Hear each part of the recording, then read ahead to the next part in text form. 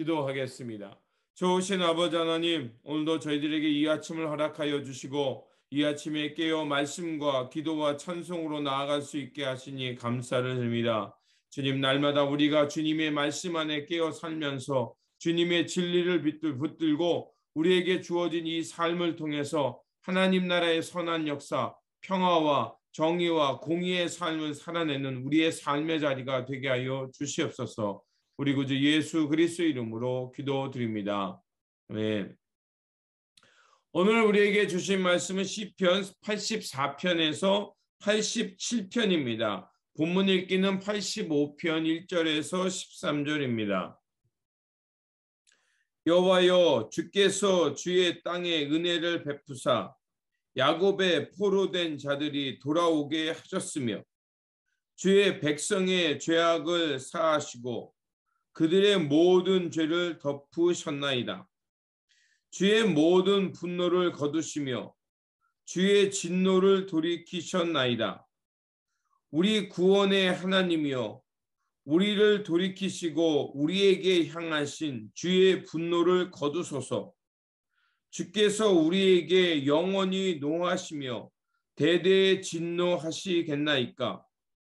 주께서 우리를 다시 살리사 주의 백성이 주를 기뻐하도록 하지 아니하시겠나이까. 여호와여, 주의 인자하심을 우리에게 보이시며 주의 구원을 우리에게 주소서. 내가 하나님 여호와께서 하실 말씀을 들으니 무릇 그의 백성 그의 성도들에게 화평을 말씀하실 것이라. 그들은 다시 어리석은 대로 돌아가지 말지로다. 진실로 그의 구원이 그를 경외하는 자에게 가까우니 영광이 우리 땅에 머무르리이다. 인애와 진리가 같이 만나고 의와 화평이 서로 입맞추었으며 진리는 땅에서 솟아나고 의는 하늘에서 굽어보도다. 여호와께서 좋은 것을 주시리니 우리 땅이 그 산물을 내리로다. 의가 주의 앞에 앞서가며 주의 길을 닦으리로다. 아멘. 시편 84편은 성전을 사모하며 부르는 노래의 말씀이고 85편은 구원에 감사하며 새 이스라엘을 기원하는 말씀입니다. 그리고 86편은 도움을 구하는 기도이고 87편은 시온의 영광이 다시 나타날 것을 예언하는 말씀입니다. 오늘 본문은 바벨론의 포로에서 돌아온 이스라엘 백성이 황폐한 조국의 현실을 목도합니다. 하지만 낙심하지 않고 예루살렘에 돌아오게 한 것을 감사하며 새 이스라엘을 이루겠다고 얘기하는 말씀입니다. 그래서 오늘 본문은 세 부분으로 나눌 수 있습니다. 과거 그 하나님께서 행하신 구원의 은혜에 대한 말씀이고, 그리고 회복을 원하는 기도, 그리고 마지막 부분은 하나님께서 이제 온전한 미래를 이루실 것을 믿고 이제 그 미래를 향해 살겠다라는 희망의 말씀이 나오는 부분으로 구성되어 있습니다. 먼저 하나님께서 행하신 은혜를 언급합니다. 1절에서 2절입니다. 여호와여, 주께서 주의 땅에 은혜를 베푸사 야곱의 포로된 자들이 돌아오게 하셨으며 주의 백성의 죄악을 사하시고 그들의 모든 죄를 덮으셨나이다. 이렇게 말하고 있습니다. 이것은 바로 예루살렘 멸망으로 바벨론 포로로 끌려갔다가 70년 만에 이제 예루살렘으로 다시 돌아온 그것을 말하는 것입니다. 그리고 그들은 이제 하나님의 그 구원의 은총 속에서 그 놀라운 섭리, 정말 하나님의 섭리 가운데 그들이 돌아올 수 있었음을 얘기합니다.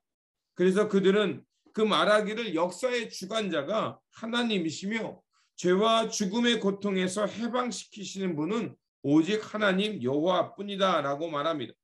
그리고서 회복에 대해서 말합니다. 4절에서 5절입니다. 우리 구원의 하나님이여, 우리를 돌이키시고 우리에게 향하신 주의 분노를 거두소서. 주께서 우리에게 영원히 노하시며 대대에 진노하시겠나이까. 폐허로 변한 예루살렘으로 인해서 그들은 절망하고 있는 것입니다. 하지만 비록 이 예루살렘이 폐허이지만 자신들을 하나님께서 구원하신 것처럼 자신을 도와서 새 예루살렘을 다시 건설할 것을 그들은 노래하고 있는 것입니다. 그래서 하박국 선지자가 고백한 것처럼 비록 무화과 나무가 무성하지 못하며 포도나무에 열매가 없으며 감람나무에 소출이 없으며 밭에 먹을 것이 없으며 우리의 양이 없으며 외양간에 소가 없을지라도 나는 여호와로 말미암아 즐거워하며 나의 구원의 하나님으로 말미암아 기뻐하리로다. 바로 하박국 3장에서 말한 찬송이죠. 바로 이런 찬송을 하고 있는 것입니다. 우리의 삶이 언제나 그렇습니다. 우리에게 기쁨이 있지만 언제나 또 슬픔도 함께 공존합니다. 그렇게 우리가 현실 이 앞에서 일희일비하지 않고 우리가 항상 기뻐하며 살아갈 수 있는 희망은 어디에 있습니까? 바로 하나님을 바라보고 하나님께서 비록 지금은 어둡지만 밝은 미래를 우리에게 허락하실 거라는 그 희망이 있기에 또 우리는 그 희망을 믿기에 기뻐하며 살아갈 수 있는 것입니다. 그래서 그 희망을 8절에서 이렇게 말합니다. 내가 하나님 여호와께서 하실 말씀을 들으니 무릇 그의 백성 그의 성도들에게 화평을 말씀하실 것이라 그들을 다시 어리석은 대로 돌아가지 말지로다. 이렇게 말합니다.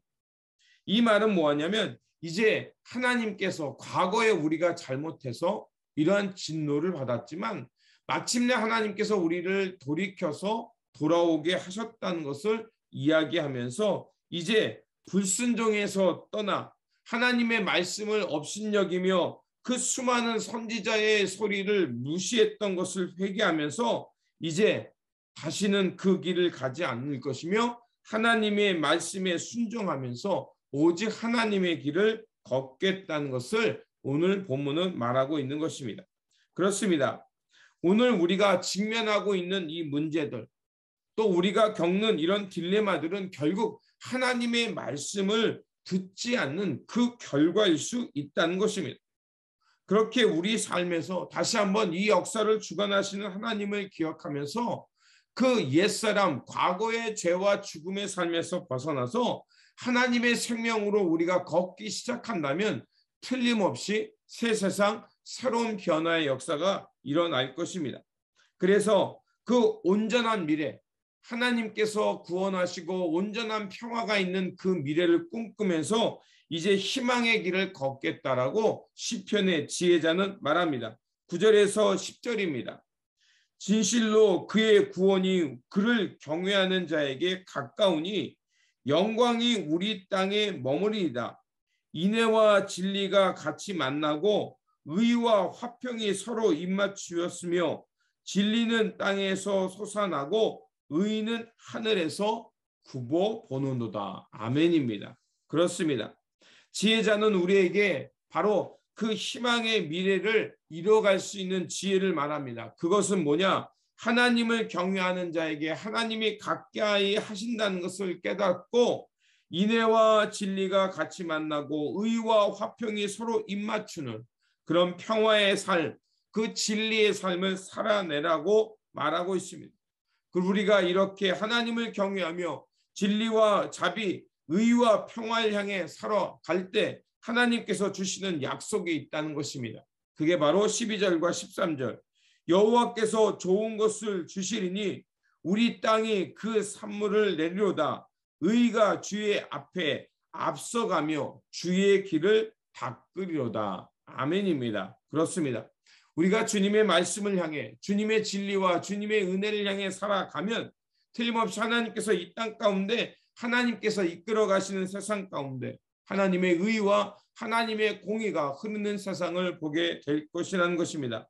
그렇습니다. 오늘 시편의 지혜자가 우리에게 말하는 건 바로 그것입니다. 여호와를 기억하며 여호와의 말씀에 순종하며 언제나 하나님을 경외하며 의와 진리, 평화와 생명의 삶을 살아내라는 것입니다. 그러면 하나님께서 우리에게 좋은 것을 주시고 우리의 걸음을 인도해 주신다는 것입니다. 그러므로 오늘 말씀을 통해 깨달은 것처럼 죄와 사망의 길에서 벗어나서 오직 하나님의 말씀을 경청하며 하나님 나라의 공의와 공평, 평화와 섬김의 삶을 통해 하나님께서 이끌어 가시는 그 삶을 살아내는 저와 여러분들이 되시기를 주님의 이름으로 축원드립니다. 기도하겠습니다. 새 생명으로 인도하시는 하나님, 주님의 은총 가운데 새 아침의 역사를 살게 하시니 감사를 드립니다. 주님의 은혜 안에 새로운 피조물 되었으니 이제는 언제나 주님을 경외하며 주님의 말씀에 순종하며 공평과 공의, 사랑과 평화의 삶을 살게 하여 주시옵소서. 그래서 인애와 진리가 만나고 의와 화평이 서로 맞추는 하나님 나라의 삶, 그 삶을 살아내는 우리 모두가 되게 하여 주시옵소서. 우리 구주 예수 그리스도의 이름으로 기도드립니다. 아멘.